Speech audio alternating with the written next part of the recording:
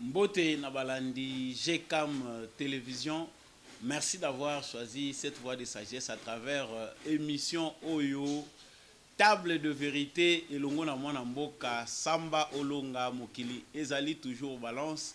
Merci Ndenge, vous apprécié, merci Ndenge, vous partagé ma vidéo na biso. Merci Ndenge, vous avez collé émission Oyo P, vous avez partagé en haut. Ceux qui n'ont s'abonner, s'abonner à la chaîne OYOP, continuez à liker, à partager vos commentaires na chaîne Nabiso Nazali, à profiter pour nous souhaiter le bienvenu dans l'émission Oyo Table de vérité. Je profite aussi pour nous saluer apôtre Gérard Kologé comme télévision ou après cette opportunité de présenter Nabino émission dans l'équipe technique Mobimba Oezali ko accompagner Biso. À la une de l'actualité, il y a Mokolo Alelo, tout le monde qui président de la République, Félix Antoine Tshisekedi, Ayambi, homologue naïe turc, président Erdogan, Ayaki, le dimanche 20 février, P. Aouti Kokende. Est-ce que les Congolais ont importance de la visite? Qu'est-ce que cette visite a apporté dans l'Oezali quotidien Congolais? Qu'est-ce que les Congolais peuvent attendre des relations entre la Turquie et la République démocratique du Congo? Est-ce que les Congolais ont réellement importance de la collaboration? Tout au long, il y a un numéro Oyo, Tokomeka, Kolobela, Yango. Deuxièmement, nous allons parler de cette autorisation pour des soins de santé qui jusque-là pas accordé na vice-président de l'Assemblée nationale Jean-Marc Akaboun. Depuis le 18 février, le président de l'Assemblée nationale, Mbosso Kodia, a autorisé que Jean-Marc Akabounde Abima à de Grande-Bretagne pour une durée de 16 jours pour qu'il ait soin naïe. Pourquoi après tout ce temps, accordé qui était accordé dans des conditions nini? Qu'est-ce qu'on peut attendre après autorisation oyo pour na makambo etali basome du côté on toyebi que ba politiciens bazaka na makambo ebele tango akokende libanda? Est-ce que ce n'est pas pour du bon? Est-ce que zalika uniquement pour les soins de santé ou bien il y a d'autres motifs derrière sorti na ye pour na ba soins de santé à lobby chez nous et ça ko déranger? La vérité c'est toujours tout au long il y a émission oyo ensemble pour la République. Il y a Moïse Katumbi Bauti ko inauguré siège na bango national ezali na Lubumbashi.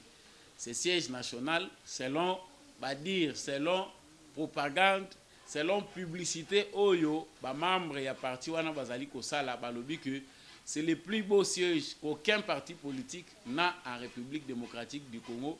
Ezali siège moko ya munene. Yango to luka toyeba na kati ya émission oyo. Est-ce que investissement wana et ça li siège ya munene ndenge wana parce que tout le monde qualité nango caractère nango moderne.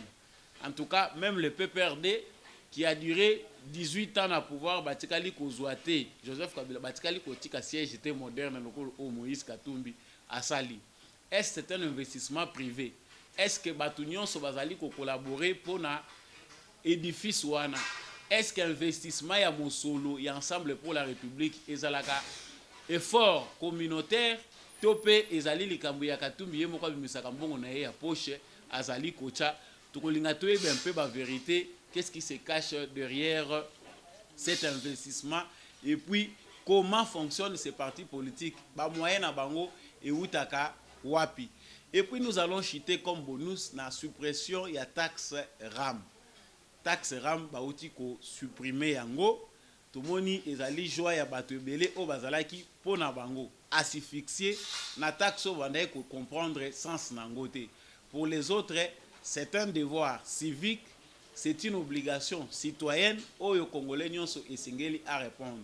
Awa à partir ya 1er mars ndenge conseil des ministres ya vendredi balobaki ki à partir ya 1er mars makambo ya perception ya taxe wana o ezali lié na RAM et katani et kozala lisusu te bato ebele bazali koluka bayeba RAM et mosolo ya RAM ezalaki kokende wapi bazalaki kosalela yango nini na bonus wana tokomeka un peu ko éclaircir ba zone d'ombre sur ce que les Congolais ne savaient pas de la taxe RAM dès son début et puis ce que les Congolais peuvent attendre de la part du gouvernement en matière de redevabilité. Encore une fois de plus, na souhaité bino le bienvenu na GCAM télévision p na émission na bino table de vérité ndenge to mesana komemela bino ba vérité ya solo ba analyse p décryptage ya ba information na kati ya République démocratique du Congo. N'hésitez pas de nous envoyer vos suggestions, vos remarques, votre appui pour que cette émission puisse amener beaucoup plus du bonheur pour na ba Congolais nyonso o tozali na kati ya République démocratique du Congo, même pour ceux qui vivent à l'extérieur ya mboka na biso. Na otayi kolobango awa na sommaire que président de la République Félix Tshisekedi ayambi homologue na ye turc. Ezali résultat ya diplomatie o ya salaki. En tout cas, selon opposition, Félix Tshisekedi azali ko voyager mingi. Pour la opposition, ba voyage à Félix Tshisekedi ezali ko apporter et l'okoti. Et il s'est d'ailleurs justifié yemoko na ba sorti na ye belé ou elekaki pour dire que ba sorti na ye ba voyage na ye ezali ba villégiature te ezali tourisme te ezali ko ça les a ba parti à plaisir te, c'est pour les biens du Congo. Mais à tout monde quand même que non, le président turc vient aye ko répondre parce qu'après sorti à Félix Tshisekedi ko kende na mboka na ye ezana makambo bango ba solo laki. Mais awa auti koya ko répondre maintenant na demande ya RDC en matière de coopération bilatérale. Koya na ye aye pambate délégation na ye ba lobi eza forte délégation près de 300 ou plus ya ba ministre ya gouvernement na ye na ba homme d'affaires ba yaki na kati ya délégation na ye pour la coopération dans la République démocratique du Congo. Donc, par rapport à l'information, tous les alliés que plusieurs accords ont été signés sur le plan de la sécurité, sur le plan de la finance pour la construction de bâtiments, sur le plan de l'infrastructure pour l'autoroute à construire, sur le plan de l'infrastructure fluviale pour améliorer la qualité de la navigation dans la fluviale. Et puis, accords ezali ebele tant privé que dans le domaine étatique. Et le plus important, c'est que Turquie bazali na accord militaire oyo bango ba signé na République démocratique du Congo. Na matière pétali industrie militaire, balobeli bien industrie militaire, désormais la RDC va collaborer avec la Turquie. Wana ezali information. Est-ce que Congolais nyonso azali ko saisir importance, il y a engagement diplomatique, il y a président de la République, ezali mutuna batumingi bazali komituna parce que cacophonie ezali entre musala oyo président de la République azali kosala sur le plan diplomatique pour l'intérêt ya Congo na ba Congolais na compréhension oyo ba Congolais bazali nango na ba effort oyo azali ko fournir pour essayer de vendre une bonne image à la République démocratique du Congo. C'est-à-dire pour relancer Congo dans la scène internationale. Pour plusieurs observateurs, vous allez remarquer que Kouya Félix Tshisekedi n'a pouvoir, ils ont ici Congo dans la scène internationale et réouvrir Congo dans le monde. C'est-à-dire plusieurs partenaires vont payer belé ba Bosanaki Congo, ba yebi Congo de non. Mais ils ne savent plus le Congo comme un pays où on peut faire des affaires, comme un pays où on peut investir, comme un pays où on peut collaborer parce que on n'avait pas de représentants valables au sommet du pays. Nous allons remarquer que Joseph Kabila a été président turc en 2010. Quels étaient les résultats? Qu'est-ce que le Congo avait gagné? Quelle était l'ouverture? Par rapport à autres hommes à l'élo, où Félix Tshisekedi a salitan à s'approcher na Turquie, Nandenge, représentant turc, a sali à rétroquer pour venir au Congo. On sent quand même qu'il y a une diplomatie qui agit. Bah effort ils ont fourni à président de la République, ils allaient comporter ba fruit nango. Na diplomatie, makambo esale makate diti kotak. Diplomatie ça le ko la pe mutaza ko sala semence, tant mutaza ko sala zo semer za na moment oyo ba ekobanda ko répondre. Mais l'opposition congolaise balingaki balakisa na Congo diplomatie oyo ezala kaka mbala moko okeyi otoke porte ou bien okeyi osololi mbala moko ba résultat simultanément ou bien spontanément ba résultat moko ebandi komonana. La diplomatie, c'est ça le marque avec le temps. 5 ans, 3 ans, 2 ans après, bobandi komona fruit ya diplomatie au bino bomenaki parce que dans la relation État-État, tout ne se fait pas toujours du tic au tac. Il y a des planifications, il y a des études, ils ont makamwebele ko sala. Mais image aux opposition congolaise, balukai kotali sa Congo ezali ya président moko voyageur ou azali ko voyager alors que ba voyage na ye ezali ko apporter rien à Congo. Ce qui est faux parce qu'on voit déjà cette ouverture montre déjà qu'il y a d'autres pays qui vont aussi continuer koya. Pendant que le président de la République a na kati ya kobunda pona ko redorer image ya terni ya Congo aza kobunda pour faire que le Congo s'ouvre au monde. Nous avons besoin d'investissement, nous avons besoin d'industrialisation. Ce qui ba industrie ebele et ko s'installer nambo canabiso et ko permettre pe na génie congolais et se manifester à travers industrialisation ba makambo ebele. Nous avons besoin de la technique des autres. Nous avons besoin de faire biso, de transformer la matière première na biso sur place. Pour cela, il faut une bonne organisation. Na mutuna na tuna ki na sommaire. Ezalaki ya kotuna ba congolais solo ba yebi importance. Nous dirons non parce que biso ba congolais tolingi kolanda information te. Pour la plupart ya ba congolais, ça toza kozwa makambo mingi en termes de rumeurs. Même pas que ça la analyse à profondeur pour na koyeba quintessence ya makambo ezali nini, les Congolais jugent de manière ya polémique. Lokolo le kaka na polémique, lokolo la polémique ya football ya avec club na DSMP ou bien ya ba musicien na biso ndenge ba mesana ko polémiquer. Voilà un peu tendance oyo ezali kokota na kati ya politique. Mais ces accords signés viennent montrer que diplomatie a Félix Tshisekedi ezali ko apporter ba fruit nango. Il n'a pas fait le tour du monde pour aller jouer ou bien pour aller gaspiller l'argent du Congo.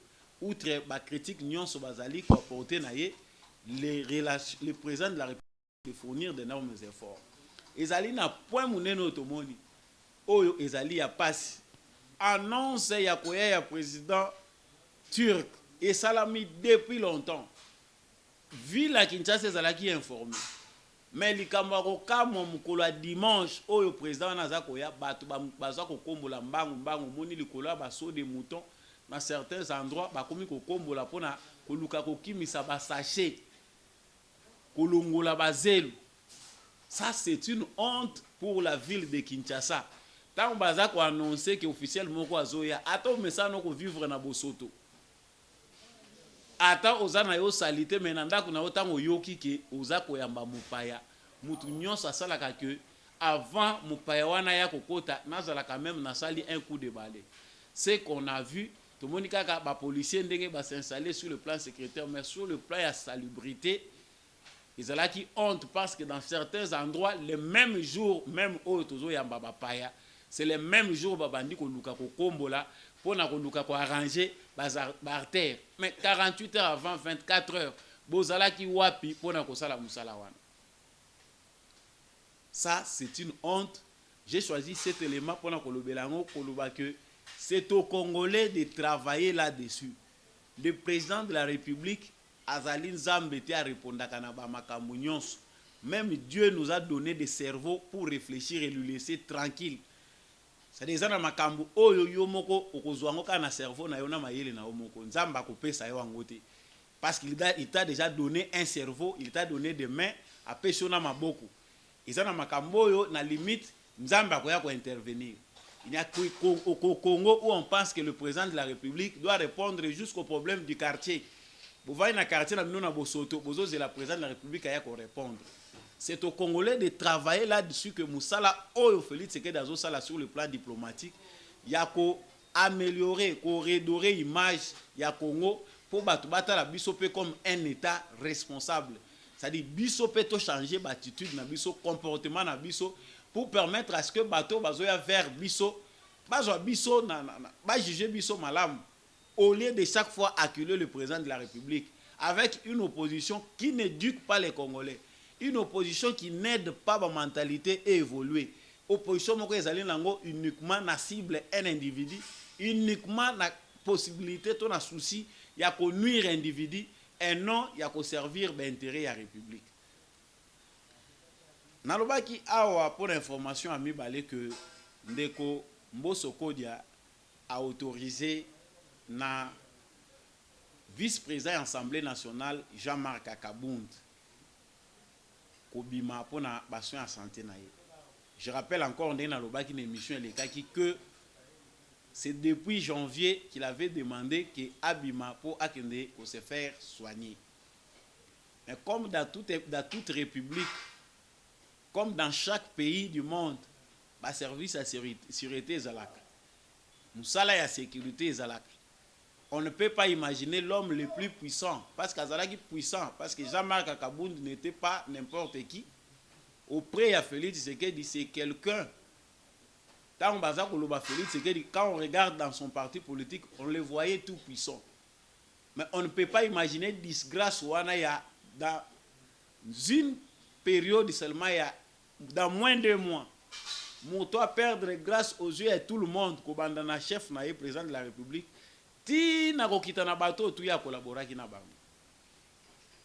ça c'est une leçon à tirer pour la politique congolaise, pour comprendre que plus haut mutu pas ali komata, plus ba danger na yezali na kati ko bakisama.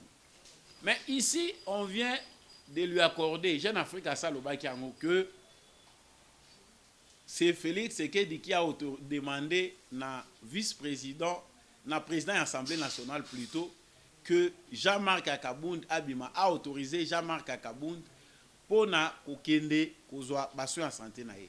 On rappelle que Jean-Marc Akabound problème na ye munene ou a posé là qui problème en soins de santé zali genou na ya lobi genou ezo déranger. Na lobaka on peut toujours na ba émission za koleka. Les politiciens congolais lorsqu'ils va baza ko vaquer librement na ba occupation na bango, tant ba vandi ils sont aux anges. Wana bazaka malade te. Wana basouffrakate. Ils n'ont aucune difficulté, bazaka na problème te. Mais une fois qu'il y a un problème, comme nous l'avons vu avec Matata Pogno et tous les autres politiciens, premier échappatoire, ils sont malades. Malade, ils sont se faire soigner. Et je rappelle ici que Matata Pogno peut soigner, quoi qu'il ne se faire soigner. Il y a tant de demandes, il y a bateau, bazali na ba dossier, il y a qu'on répondre, soit na justice, soit wapi, babi maka ba ne se faire soigner les bandes. Est-ce que le ministère de la santé a koki ko régler problème de manière à ce que tout le régime oyo ezali ko sala que ba politiciens bazala batu moko à part. Tous les citoyens congolais sont libres. Ils sont égaux en droit et en devoir. Mais le la tozabiso sont égaux en droit et en devoir. Ba prisonnier musuna makala chaque jour baza pe ko senga pe ba évacuation na bango pour des soins de santé baza ko zwa ngoti. Parce que ezaka ya mutu moko personnalité importante, le quoi bango bazaka important. Ce qui y a bimi alobia peut-être tozo lo bango pona Jean-Marc T, que cela ne soit pas pris pour cause moko ya acharnement. Mais ekosalema que ce qui kaka mutu moko abimi ndenge bango ba mimona ka important wana bakopesa ye bako accorder ye. Wana yende fois bima. Les genoux ça se soigne. Na ba hôpital belé en République démocratique du Congo. Quand Moutaza na mbongo te avanja, il est là en bonne santé à zokota ba hôpital nyons. Hôpital il y a cette fois-ci parce que nga pesa première fois on est très étonné à koyoka ke ezoke ne wapi na Grande-Bretagne. Ba msuba lobi il est mal à l'aise.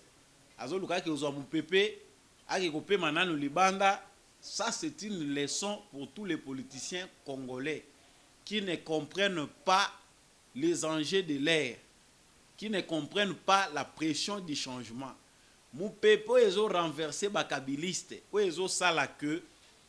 Félix Tshisekedi Abunda a comme à la bête noire et qu'on emporté, voire même bateau comme na Félix Tshisekedi na pouvoir. Ndenge trobaga na Vital Kamerhe, c'est de l'acharnement, l'IDP se débarrasse de tout le monde. Non, bateau batangi ba théorie mingi batangi mikanda, ceux qui ont les yeux rivés na kacha mikanda ba yebi ke révolution aliaka ba propre fils na ye. Kaka ndenge wa accéder na pouvoir. Voilà pourquoi certains dictateurs ceux qui ba accéder na pouvoir akomaka ko effacer batu oya ye na bango muso azoboma bango abu porta. Pourquoi? Parce que certains ne comprennent pas que tant au commis na pouvoir, les réalités de pouvoir sont autres que l'opposition. ici les erreurs de Jean-Marc Yakobo ya s'accommoder na ba réalité à pouvoir. Ils ont coûté très cher aujourd'hui. Aujourd'hui, les Congolais ne s'intéressent presque plus parce que culture à Congo ezaka ka soki eleki nango. Il faut événement moko ya pour se rappeler na yo. Mémoire ba Congolais zo senga ko raviver parce que les Congolais ce qui passe pour lui c'est fini, il n'en parle plus. Ezali déplorable, mais il a dit là le Ezali pendant 16 jours. Attendons de voir dans 16 jours ce que ça va donner maintenant total et que ça la vital ka mérité pour mikolango pe o ya sengaki to mona ngo déjà leki a sengi sous prolongation pas accélérer mikolo mususu.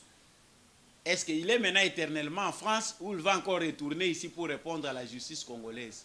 Ce sont des réalités qui font que par urgence ministère de la justice, ministère de la santé, ils ont une question oyo bovandi parce que musala pe yangwana politique interministérielle ya ko solo la sur ba makambo ezo revenir mingi na kati ya République démocratique du Congo ezo peser na ba ministère ko trouver solution moko immédiate par rapport même mbongo ebimaka po bato bakenda ko se faire soigner libanda mbongo ba contribuable congolais non. Construisez des hôpitaux de qualité où il faut permettre que bato nyonso oyo baza surtout ba politiciens mutazawa azane na likamba ko répondre asambela awa. Mais on sait que l'honorable Jean-Marc Abound est dans ses droits ya kobima kokende ko se faire soigner place nyonso ya lingi.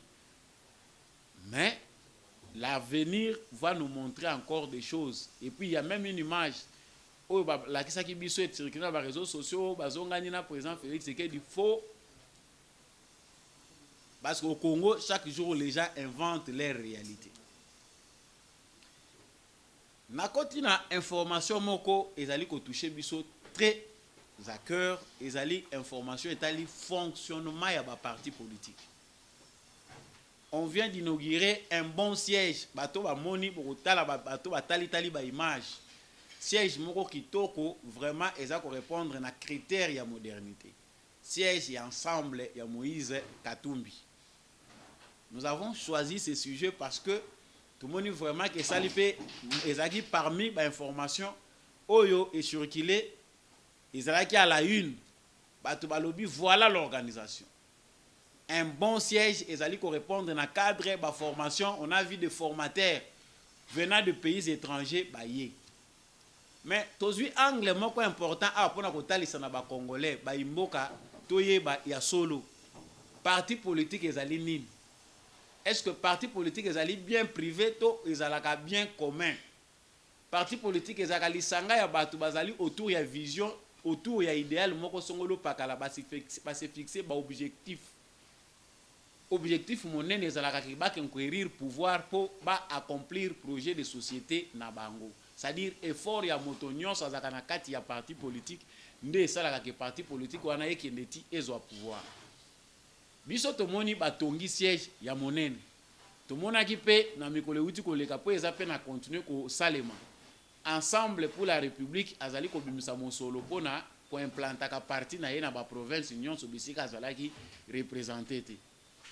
Mutuna bande ko bele bazali ko mituna ezali que mbongo oyo ezo faire fonctionner ensemble pour la République. Ezali mbongo ya cotisation. Il y a des membres, il y a parti ensemble, to ezali mbongo ya poche ya Moïse Katumbi. C'est différent entre une entreprise na parti politique. Na culture etali parti politique, na logique etali parti politique et fonctionne na ba cotisation ya ba membres. C'est-à-dire ba membres ya ba kotizaka mbongo na bango ezana ba parti mususu ba tcha même qualité ya ba membre d'honneur ou bien ba donateur ya minene ya parti na bango ba tchaka mais ba tchaka musolo wana pour rien te c'est sur base d'intérêt ba yebi que lorsque ba poste se présentaka lorsqu'ils ont des ambitions politiques baza pe kota la ne bazoke mais kota la parti ya ndeko Moïse Katumbi et utaki depuis ezalaki plateforme tozomona mbongo ezobima kaka na poche ya mutu moko pour faire fonctionner d'autres partis politiques. Ezali information ezali bien vérifié pour toyebi que na plateforme ensemble tant que na ba élection mbongo yo ba député belé ba postulaki nango ezalaki mbongo ezalaki kouta na poche ya Moïse Katumbi futeli bango ba caution pona ko postuler mbongo pona ba fonctionnement ya ba parti politique wana. C'est après que Moïse Katumbi a moni que mbongo nazo bimise belé il faut maintenant ensemble comme un parti politique et belé ba se désolidariser qui na yé. Ce qui a prouvé que pour la plupart des gens c'était l'intérêt mon solo ya zaye ko bimisa pour fonctionner ba parti politique na bango ya mutu zaye ko intéresser bango bandeko wana bazui ba misolo ba ebele ba kota kité. On peut citer l'exemple le plus la plus palpable les ali bandeko ba Frank Diongo ba boya ki ko adhérer ensemble et pourtant bongo ya Moïse Katumbi zaye ko faire fonctionner MLP à Frank Diongo pour ne citer que son parti politique na ba parti politique ebele. Tant on a créé ensemble, peu de gens l'ont suivi. Et Belo Bazaki na Kinshasa, basali retrait, bazota le laye na musika, batala na mu pepo tseke daye na ngose zandeni toko zindandenge wana te. Toujours dans le cadre des intérêts égoïstes. Mais awa keso bazali kotuna. Moïse Katumbi qui investit son argent propre à Bimisi à Tongi siège ensemble pour la République. Est-ce que bande ensemble bakoko la kisabiso combien Moïse Katumbi a mis, combien a coûté ces sièges, les cadres d'ensemble comme parti politique, bâtir boni pour construire au lelo ezali bâtiment au bangonyo so bazali ko louer. Tout le monde batu belé, bangonyo so na média bazaro sepela, c'était la fierté pour eux. Balobi vraiment, on n'a jamais vu pareille organisation. Vraiment ça ça montre un leadership responsable, visionnaire. Voilà les personnes au Congo ont besoin. Mais est-ce que biso ba Congolais to mituna te muto azako bimisa mbongo lokola bien privé na ye parce que parti politique aneza lokola bien privé na ye propre à Moïse Katumbi. Il dépense son argent comme un peu dans un business. Dans l'esprit toujours il y a businessman, esprit wana yango pe muteza ko conduire rien na politique. On dépense et quand on arrive au pouvoir, on rembourse et puis on commence à faire aussi nos affaires encore une fois. Voilà biloko oyo ezali ko continuer ko zongisa Congo sima. Quand on adhère dans un parti politique, normalement c'est par conviction, c'est-à-dire idéal, vision ya parti politique wana et c'est pelisi onde wa adhérer. Ozali na participation na yo politique ndenge balaki ko lakisa citoyen nyonso, participation politique directe to pe indirect. Mutu mususu azali militant parti politique mais azali na une ambition politique était.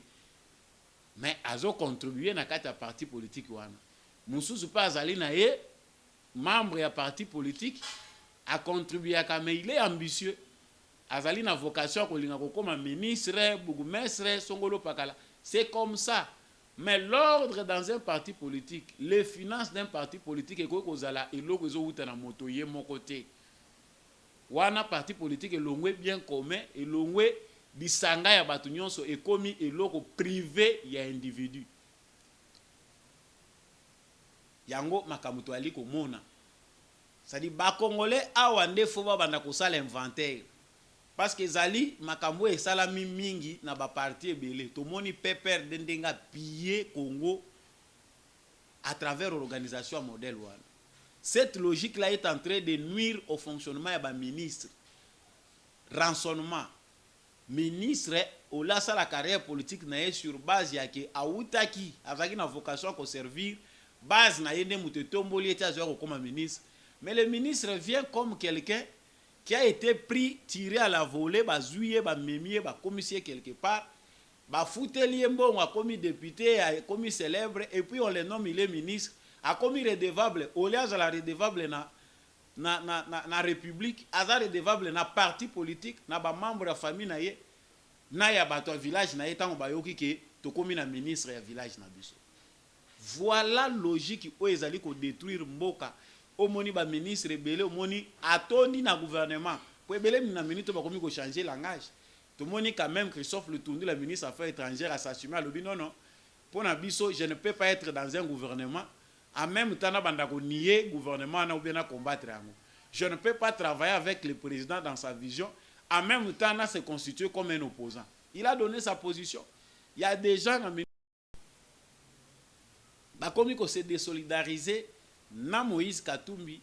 Pourquoi? Parce que position est ali flou. Yango nali kota sa ba imboka toyeba politique ezali business te. Soko moni ba parti politique ezali ko sala business na politique. Mvoa mamoko aye na mbongo na ebele amoni que politique eza bisika ko bimisa mbongo abimisi yango. Voilà ce qu'on est en train de voir. Qu'on nous dise ici comme ça on va changer les langages. Tant que on a ba document, il y a ba cotisation, il y a ba députés ensemble, il y a ba cadre ensemble. Na mosolo oyo ba bimisi pour construire un bâtiment moderne. O lelo esali que ba la kisango lelo na bato. Na ndenge bazali ko envisager ko tongango na ba province nyonso. Est-ce que euti na maboko ya bato? Bato ba contribuer. Est-ce que bato nyonso batie musolo na bango? To mutu aza na souci ya ko élargir réseau na ye ya bato baza ko tambola na sima na ye. Je profite même pour ouvrir ba horizon ebele. To comprendre qu'il y a certains politiciens oyo baza lo kwa ba intrus na kati ya scène politique congolaise. Derrière Moïse Katumbi, c'est tout un conglomérat ya ba mafieux nationaux et internationaux qui pensent que la politique c'est un business où il faut capitaliser sur tout. Au tien na yombongo sombi ba journaliste, au sombi ba politicien, tu achètes tout le monde.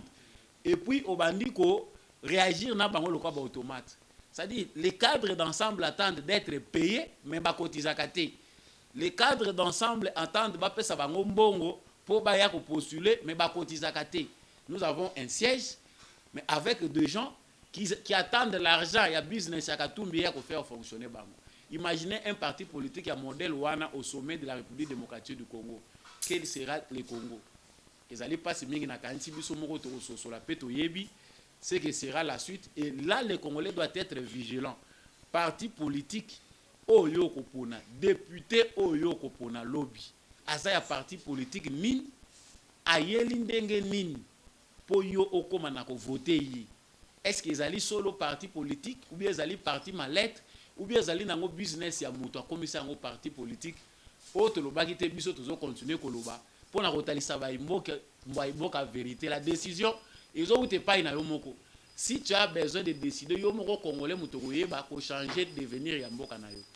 Je cite à partir ya makambo etalira par rapport à devoir révabilité tout le monde a dit que bazali koloba pona makambo etalira bato belé ba s'indignaki. Vraiment plus d'un congolais balobaki que cette taxe-là, il y a eu mauvaise planification. On n'a pas eu à informer suffisamment les Congolais sur l'importance de RAM. Pourtant, il y a une information que le ministre a l'obaki malam de le début. Que RAM est qu'au servir que plus de 140 postes Wi-Fi, presque dans le territoire, ce que vous allez installer dans l'université, dans l'endroit public important, pour permettre que Batouba la connecter dans Internet au débit. Ça, c'est ce qu'il avait mis dans son cahier de charges. Deuxièmement, à l'Obaï qui est servir va construire usine, il y a montage, il y a téléphone. Et permettre à téléphone, sur la société à téléphone. Téléphone, ils ont kotaka ebele na RDC, il faut la monter. Ça peut créer chaîne moko ya emploi. Comme bazali ko sala pona ba bus que ba bus désormais vous allez commander libanda et vous allez monter ici na kati ya mboka na biso pour permettre que bana mboka pe bazwa misala ba travailler ka oleki ba yela ka biso ba bus déjà monté ailleurs. On peut créer une chaîne de valeur pour permettre que ba mboka bazwa misala. C'est dans ce sens-là. Et puis récemment le ministre a dit que mbongo ya RAM est servaka na gratuité. Nous n'avons pas encore l'intégralité documents ezali ko certifié à solo traçabilité à misolo ya RAM. Mais le gouvernement a un devoir ya kotalisa na baimboka lokola bakati taxe wana. Comment misolo wana ezalaki canaliser parce que ezali ko permettre transparence na bonne gouvernance. Toujours rappeler que fossé ezaki moulayi entre ba dirigeants na ba dirigés. Ba congolais ebele bazaka sous na confiance na gouvernement te po ba yebi ke moyibi ezalaka mingi. Lokola ba congolais ba yebi ke moyibi eza mingi bango ba yibaka. Ba koyoka pe liso eloko te. Mais avec Félix Tshisekedi, au moins on comprend que les Congolais baza ko renouer malembe na confiance, mais ils sont très vigilants. Ba Congolais belé ba croyaka sous ne l'autre côté. Ce que ce gouvernement ko yoka oté. et les informations na ya mabe na ya malamu etambolaka parce qu'il n'y a plus confiance entre gouverneur et gouverné. C'est ici que nous avons interpellé le ministre Sama Lukonde en collaboration na ministre premier ministre Sama Lukonde na collaboration na ministre na yo ya communication.